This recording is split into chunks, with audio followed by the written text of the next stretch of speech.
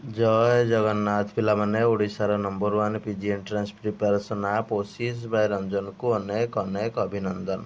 वर्तमान आम कथा कौन केमिति चॉइस लॉकिंग जो करेंगे सेतबले स्लाइड फ्लोट फ्रिज को ध्यान रखा पड़ो कहीं तुम मैंने पिला माने साधारणतः भाभी था स्लाइड फ्लोट फ्रिज से तो गवर्नमेंट कर आमर कौन चिंताधारा तापाई देख स्लाइड फ्लोट फ्रिज को जी सठिक भाव में बुझिकी कम लगे तार जहाँ सठिक जगार एडमिशन हो पार जी उल्टा पल्टा कर भूल यूज कर तार यूज टोटाल नक गोटे मन इच्छा दब सी निश्चित भाव में हैरान हम बहुत पिला हैरान होती टिके पछरे से पश्चाताप कर तो देखा बर्तमान आम चॉइस लॉकिंग बेले केमी आम जो 3टा ऑप्शन को ध्यान दबा ठीक अच्छे कहीं गोटे जब ऑप्शन आम भूल कर दौरान गोटे ऑप्शन को आम यदि उल्टा पल्टा करके दौरान ताल आमर कौन हम ना ये जो 3टा स्लाइड फ्लोट फ्रिज एगुड़ा सब उल्टा पल्टा हो ऑप्शन ब्लॉक हो जावार संभावना रही ठीक अच्छे आमर जेकोसी ऑप्शन आम फास्ट हो कि सेकेंड हो कि थर्ड हो जो भी आम जिते नंबर ऑप्शन आम चाहूँ आमर आटा हेबार असुविधा हो तो जी बर्तमान टॉपिक उपरकू ता पूर्व कही रखुच्छी समस्ते व्हाट्सएप टेलीग्राम इंस्टाग्राम सबुद जोड़ी हो डिस्क्रिप्शन लिंक अच्छी एवं समस्त कही रखुच्छी समस्ते हूँ काउंसलिंग ग्रुप रे जोड़ी होते जो मैंने सब निश्चित भाव में चलित वर्ष मो गाइडेंस रे चॉइस लॉकिंग करेंगे आप डाउनलोड करके स्टोर को जाकि जॉइन हो जो मैंने आगामी वर्ष मान प्रिपेयर होती से ओसीएस बाय रंजन आप डाउनलोड करके प्रिपरेशन हो पारे टेस्ट सीरीज नहीं कि जीवा वर्तमान टॉपिक उपरकू। नमस्कार दोस्तों, इस वीडियो को लाइक करें, हमारे चैनल को सब्सक्राइब करें, इस घंटी के आइकन को दबाएं, ऑल सेलेक्ट करें हमारी सभी वीडियो सबसे पहले देखने के लिए। देख जिते आम फॉर्म पकाउंट आम तो कही गोटे सब्जेक्ट जदि आम एडमिशन कर गोटे सब्जेक्ट मैक्सिमम 10टा आम दे पार ऑप्शन जदि आम 2टा 3टा 4टा 5टा सब्जेक्ट आम एंट्रांस देते आम टोटाल सब गुड़ाक मिसेक 10टा दवा ठीक अच्छे आम भाव आम 5टा सब्जेक्ट एंट्रांस देते ना 50टा ऑप्शन पकड़ा सेमती हेनी पिला एमती कर भूल हुए तो आम कौन करवा ना हूँ जितटा भी आम सब्जेक्ट पकेबा आम टोटाल सब मिसिक 10टा हम जमी आम ये गोटे एग्जांपल देखा गोटे पिलार पॉलिटिकल साइंस पब्लिक एडमिनिस्ट्रेशन 2टा एंट्रांस देता ताले से पॉलिटिकल साइंस पब्लिक एडमिनिस्ट्रेशन मिसेक 10टा ऑप्शन देती किसी पिला अति चालाकी हूँ कौन ना फास्ट पॉलिटिकल साइंस 10टा देदेले तापर पुणी कौन करेंगे से सबमिट कर सारापर पुणी आउ थे आसिक पब्लिक एडमिनिस्ट्रेशन 10टा दे पॉलिटिकल साइंसटा कटिज ये पब्लिक एडमिनिस्ट्रेशनटा रही बुझीपार तो से अनुसार फॉर्म जो दौच कंबाइन करके दब जितटा सब्जेक्ट तुम दबार अच्छे कंबाइन करके दब जार तो गोटे तार किसी टेंशन ना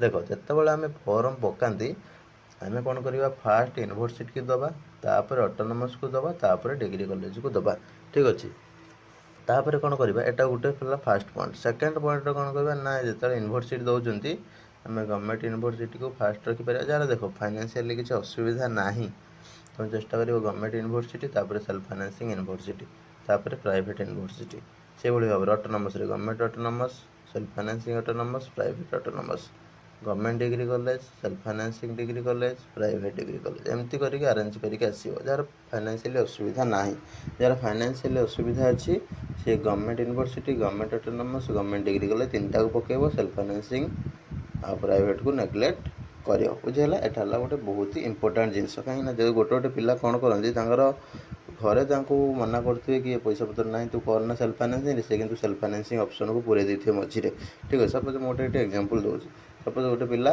उत्कल पकई रेभेन्सा पकई ब्रह्मपुर पकई ठीक अच्छे धर तार यूनिवर्सिटी हबार संभावना थिला किंतु फास्ट हबार संभावना ना ठीक अच्छे तापर से कौन करते अलग ऑप्शन दे थर ऑटोनोमस किसी देती ठीक अच्छे किंतु ता मझे एमती गोटे जगह पड़ी आसी फास्ट धर गोटे ऑटोनोमस पकई सेल्फ फाइनेंसिंग ऑटोनोमस पकई जो 30,000 कि 40,000 से बांधापी कौन ऑनलाइन से पिला पाखे एत टा ना से कौन कर से फ्रीज कर कि एडमिशन कर कि स्लाइड करने तार सक्षम ना कहीं एत ऑनलाइन कौट आने से डिपोजिट करके स्लाइड कर डिपोजिट न कले तो स्लाइड हेनी तो एमती प्रोब्लेम पिला फेस करती तो जार फाइनेंशियली ठीक ठाक ना तुम से ऑप्शन को रखो ना कहीं तुमको स्लाइड करने पैसा बांधापी पड़ी था बुझेगा गला एटा गोटे कथा तो यहाँ सब गोटे जरूरी कथा तो मुझे कहीदेली ତୁମର ଯାହାର କିଛି ଅସୁବିଧା ନାହିଁ ସେ ସବୁ କରିପାରିବ। ଠିକ୍ ଅଛି, କାହିଁକିନା ପିଜିରେ ଏମିତିରେ ଲକ୍ଷେ କି 50,000 କି 60,000 ଖର୍ଚ୍ଚ କରିଦେଲେ କିଛି ଅସୁବିଧା ନାହିଁ। ଠିକ୍ ଅଛି, ଗୋଟେ କୋର୍ସ କରୁଛନ୍ତି, ହଁ ଆମର ଯେଉଁ ବି ର୍ୟାଙ୍କ ଅଛି ସେଇ ଅନୁସାରେ ଆମେ ପିଜି ଖର୍ଚ୍ଚ କରିକି ପଢ଼ିବା, କିଛି ଅସୁବିଧା ନାହିଁ। କିନ୍ତୁ ଯାହାର ଅସୁବିଧା ଥିବ ଆକ୍ଚୁଆଲି ଘରେ, ଦେଖ ଯାହାର ଘରେ ହେଉଛି କିଛି ଇନକମ୍ ଆସୁଛି ସେ ଦେଇଦେବେ। ଠିକ୍ ଅଛି, ଆଉ ଯାହାର ବି ଇନକମ୍ ନାହିଁ, ବାପା କେଉଁଠି ଖଟିକି ଦେଉଛନ୍ତି, ସେ ଏଠି ବି ଚାହିଁଲେ ବି ଦେଇପାରିବେ, କିଛି ଅସୁବିଧା ନାହିଁ। ଦେନ୍ ଧାର କରିକି ଆଜି ଦେଇଦେବେ, କାଲି ସୁଝିଦେବେ, କିଛି ଅସୁବିଧା ନାହିଁ। କିନ୍ତୁ ଯାହାର ହେଲ୍ଥ ଇସ୍ୟୁ ଥିବ ବାବା ମାଆଙ୍କର, ସେମାନେ କେଉଁଠୁ ପଇସା ଆଣିବେ? କି ଆଉ ତାଙ୍କ ଫ୍ୟାମିଲିରେ କିଏ ହେଉଛି ମେଡ଼ିକାଲରେ ଥିବେ, କି ଆଉ କୌଣସି ଟେନସନ୍ ଥିବ ତାଙ୍କ ଘରେ, ସେମାନେ ତ ଦେଇପାରିବେନି ନା। ତ ସେଇ ପିଲାମାନଙ୍କୁ ଫାଷ୍ଟ ଏଇ ଜିନିଷଟା କୁହାଯାଏ।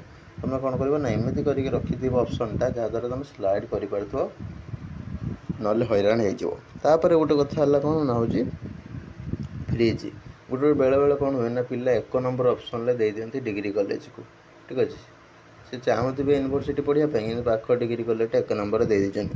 ତାହେଲେ ସେ କ'ଣ 1 ନମ୍ବର ଯାହାର ପଳେଇ ଆସିଲା ସେଇଟାକୁ କମ୍ପଲସରି ଆଡ଼ମିସନ୍ କରିବାକୁ ପଡ଼ିବ, କାହିଁକିନା ଆଉ ତା ଉପରେ ଅପସନ୍ ନାହିଁ। ତାହେଲେ ସେ ଫ୍ରିଜ୍ କରିକି ଯେତେବେଳେ ଆଡ଼ମିସନ୍ କରିବ, ତଳ ଅପସନ୍ ଗୁଡ଼ାକ ବ୍ଲକ୍ ହେଇଯାଏ। ବୁଝିପାରୁଛ? ତାହେଲେ ଫ୍ରିଜ୍ ଆଉ ସ୍ଲାଇଡ଼ିଂ ତାର ମିସ୍ୟୁଜ୍ ହେଲା ନା ଏଠି।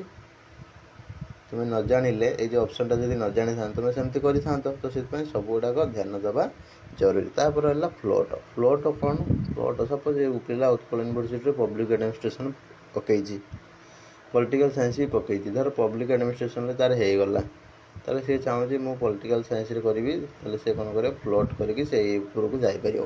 ଠିକ୍ ଅଛି, ସେ ଯେଉଁ ଫ୍ଲୋଟ୍ ଅପସନ୍ଟା ତୁମେ ଚାହିଁଲେ ତଳେ ବି ରଖିପାରିବ, ଚାହିଁଲେ ବି ଉପରେ ରଖିପାରିବ, କିଛି ଅସୁବିଧା ନାହିଁ। ଠିକ୍ ଅଛି, ଗୋଟେ ଡିଫରେଣ୍ଟ ସବଜେକ୍ଟ ଯେହେତୁ ମୁଁ ସବୁବେଳେ ରେକମେଣ୍ଡ କରିବି ଗୋଟେ ସବଜେକ୍ଟ ଆଗେ ଦିଅ, ମୁଁ ଯେଉଁଟା ଇମ୍ପୋର୍ଟାଣ୍ଟ ଲାଗୁଛି ତା ତଳକୁ ଆଉ ଗୋଟେ ଅଲଗା ସବଜେକ୍ଟ ଦିଅ। ଧର ତୁମେ 2ଟା ସବଜେକ୍ଟରେ ଦେବାକୁ ଚାହୁଁଛ, 5ଟା କି 7ଟା ଫାଷ୍ଟ ଗୋଟେ ସବଜେକ୍ଟରେ ଦେଇଦିଅ, ତାପରେ ଲାଷ୍ଟକୁ ଦିଅ ହେଉଛି ଅଲଗା ସବଜେକ୍ଟର। ଠିକ୍ ଅଛି, ତ ସେଠି ତୁମର 2ଟା ଦିଅ, 3ଟା ଦିଅ, 4ଟା ଦିଅ, ଅପସନ୍ ଯାହା ବି ଦିଅ।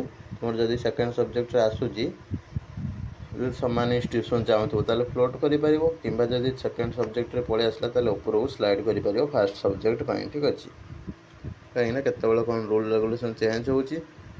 ବେଳେବେଳେ କ'ଣ ହୁଏ ନା, 2ଟା ସବଜେକ୍ଟରେ ଅଲଗା ଅଲଗା ସିଲେକ୍ସନ୍ ଆସେ, ବେଳେବେଳେ କ'ଣ ହୁଏ ନା ଗୋଟିଏ ସବଜେକ୍ଟ ଉପରେ ସିଲେକ୍ସନ୍ ଆସେ। ଠିକ୍ ଅଛି, ତ ସେ ଅନୁସାରେ ଯେତେବେଳେ 2ଟା କି 3ଟା ସବଜେକ୍ଟର ସିଲେକ୍ସନ୍ ଦେଉଛ, ସିରିୟଲି ଯେଉଁଟା ତୁମର ଇମ୍ପୋର୍ଟାଣ୍ଟ ସବଜେକ୍ଟ ତାକୁ ଆଗେ ରଖିବାକୁ ଚେଷ୍ଟା କର। ଏଟା ବି ଗୋଟେ ବହୁତ ହି ବଡ଼ ରୋଲ୍। ଠିକ୍ ଅଛି, ବା ବଡ଼ ଜାଣିବା କଥା। ବୁଝିହେଲା? ତାହେଲେ ଦେଖ, ଆମ ଫ୍ରିଜ୍ର ମାନେ କ'ଣ? ଫ୍ରିଜ୍ ମାନେ ଇଣ୍ଟିମେସନ୍ ଡାଉନଲୋଡ଼୍ କରିକି ଆଡ଼ମିସନ୍ କରିବା। ତ ଫ୍ରିଜ୍ କେତେବେଳେ କରିବ ନା, ତୁମର ଯଦି ସାଟିସ୍ଫ୍ୟାକ୍ସନ୍ ଲାଗିଲା, କିନ୍ତୁ ପିଲା ଭୁଲ୍ ଭାଲ୍ କରିକି ସାଟିସ୍ଫ୍ୟାକ୍ସନ୍ ଲାଗୁନଥିବ, କିନ୍ତୁ ଜବରଦସ୍ତି, ଯଦି ଗୋଟେ ପିଲା ଅଟୋନମସ୍ ଫାଷ୍ଟ ରଖିଦେଇଥିବ, ତାଙ୍କ ଘର ପାଖ ଅଟୋନମସ୍, ତାକୁ ସାଇବର କ୍ୟାବ୍ ବାଲା କହିଥିବେ ଏଇଟା ପାଖ କଲେ ଆଗେ ସେ ପକାଇ ଦେଇଥିବେ, ତାପରେ ସବୁ ୟୁନିଭର୍ସିଟି ଅନୁଦାନ ଦେଇଥିବେ। ତାହେଲେ ସେ ପିଲାର ଅଟୋନମସ୍ ପଳେଇ ଆସିଲା, ସେ ବାଧ୍ୟ ହେଇକି ସେଠି କରିବ ନା, କିନ୍ତୁ ତାର ଇଚ୍ଛା ନଥିବ। ସେ ଚାହୁଁଥିବ ମୁଁ ଗୋଟେ ୟୁନିଭର୍ସିଟି ପଢ଼ିଥାନ୍ତି, କିନ୍ତୁ ତାର ଦୋକାନୀ ବାଲା ଏମିତି କରିଦିଅନ୍ତି। ଠିକ୍ ଅଛି, କାହାର ଡିଗ୍ରୀ କଲେଜ ଆଗରେ ଦେଇଥିବେ ଘର ପାଖ ଭାବିକି, ତ ସେ ଏମିତି ହେଇକି ପିଲା ହଇରାଣ ହେଇଥାନ୍ତି। ଜାଣିପାରିଲେ ଏଇସବୁ ଜିନିଷ ଗୁଡ଼ାକ। ତ ଫାଷ୍ଟ କ'ଣ ହେଲା ନା, ଯେତେବେଳେ ଅପସନ୍ ଦେଉଛନ୍ତି ୟୁନିଭର୍ସିଟିକୁ ଆଗେ ରଖିବେ, ତାପରେ ଅଟୋନମସ୍, ତାପରେ ଡିଗ୍ରୀ କଲେଜ, ଏଟାକୁ ରଖିଲେ ତୁମେ କ'ଣ କରିବ ନା, ଯଦି ଛୋଟ ଜାଗାରେ ହେଉଛି ତୁମେ ଉପରକୁ ଉଠିକି ଯାଇପାରିବ। 2 ନମ୍ବର କଥା ହେଲା କ'ଣ ନା, ଯେତେବେଳେ ଦେଉଛ ତୁମର ଫାଇନାନ୍ସିଆଲ୍ ଷ୍ଟାଟସ୍କୁ ଦେଖିକି ଦେବ। ଯାହାର କିଛି ଅସୁବିଧା ନାହିଁ ସେ ସବୁ ଅପସନ୍ ଦେଇପାରିବ। ଠିକ୍ ଅଛି, ଯାହାର ଅସୁବିଧା ଅଛି ସେଲ୍ଫ ଫାଇନାନ୍ସିଂ, ପ୍ରାଇଭେଟ୍କୁ ଆଭଏଡ଼୍ କରିବ। ଯଦି ଆଭଏଡ଼୍ ନ କରୁଛି, ମଝିରେ ସବୁ ପୁରଉଛି, ସେ ବେଳ ପଡ଼ିଲେ ଅପସନ୍ ବ୍ଲକ୍ କରାଇବ, ଆଉ ସ୍ଲାଇଡ଼୍ କରିପାରିବନି। ଆଡ଼ମିସନ୍ ପ୍ରୋସେସ୍ରୁ ତୁମକୁ ବାହାରିବା ପାଇଁ ପଡ଼ିବ। ନା ଧର 50,000 କି 40,000 କି 30,000 କି 15,000 କି 20,000 ତୁମର ଅଛି, ଅନଲାଇନ୍ରେ ପେମେଣ୍ଟ କଲେ ଯାଇକି ତୁମେ ଉପର ଅପସନ୍ ପାଇଁ ସ୍ଲାଇଡ଼୍ କରିବ।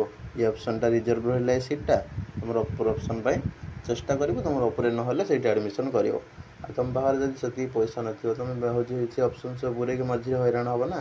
ତ ସେଇଥିପାଇଁ ତାକୁ ବି ଧ୍ୟାନ ରଖିବା ଦରକାର। ତ ଏମିତି ଭାବରେ ସ୍ଲାଇଡ଼୍ ମାନେ ଉପରକୁ ଯିବ। ଠିକ୍ ଅଛି, ମାନେ ତୁମର ଯେଉଁ ଅପସନ୍ ହେଇଛି ସେଟାକୁ ତୁମେ ରିଜର୍ଭ ରଖିଲ, ତୁମେ ଚାହୁଁଛ ହଁ ମୋର ଯଦି ଉପରେ ନହେଲା ମୁଁ ଏଇଠି କରିବି, ସେଇଟା ରିଜର୍ଭ ରହିଲା, ତା ସହିତ ଉପରକୁ ତୁମେ ଚେଷ୍ଟା କରୁଛ। ପ୍ଲଟ୍ ମାନେ କ'ଣ ନା, ସେଇ ସମାନ ଇନଷ୍ଟିଟ୍ୟୁସନ୍ ଭିତରେ କୋର୍ସ ଅଦଳ ବଦଳ କରିବ। ଯେମିତି କହିଥିଲି Utkal political science, Utkal public administration, ସମାନ ୟୁନିଭର୍ସିଟି, 2ଟା କୋର୍ସରୁ ଏପଟେ ଏଇ ଡିପାର୍ଟମେଣ୍ଟରୁ ସେଇ ଡିପାର୍ଟମେଣ୍ଟ, ବା ଏଇ ଅନର୍ସରୁ ସେ ଅନର୍ସକୁ ଯିବ। ବୁଝିହେଲା?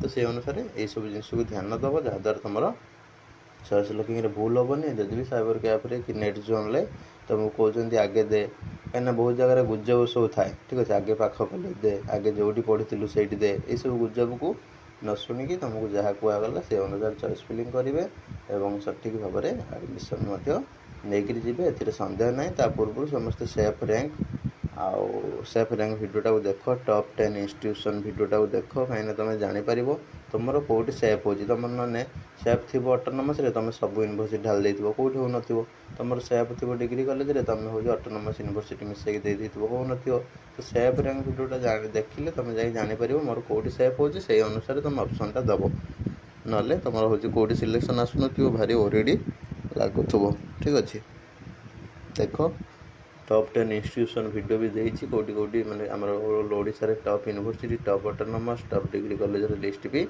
देती परमानेंट जोड़ा सब रिकग्निशन मिली गवर्नमेंट रू तो सेटा देती आउट तो बहुत सारा इंस्टीट्यूशन अच्छे कि मुझे जोड़ा करे भल भल इंस्टीट्यूशन गुड़ा रिकमेंडेसन करें ठीक अच्छे तो ताको जाकि देख दुटा वीडियो को देख देखिकी चॉइस लॉकिंग कला बेले यहाँ बहुत हेल्प कर रही नमस्कार जय जगन्नाथ वीडियो भल लगे लाइक करेंगे शेयर करेंगे देखा आगामी वीडियो रे।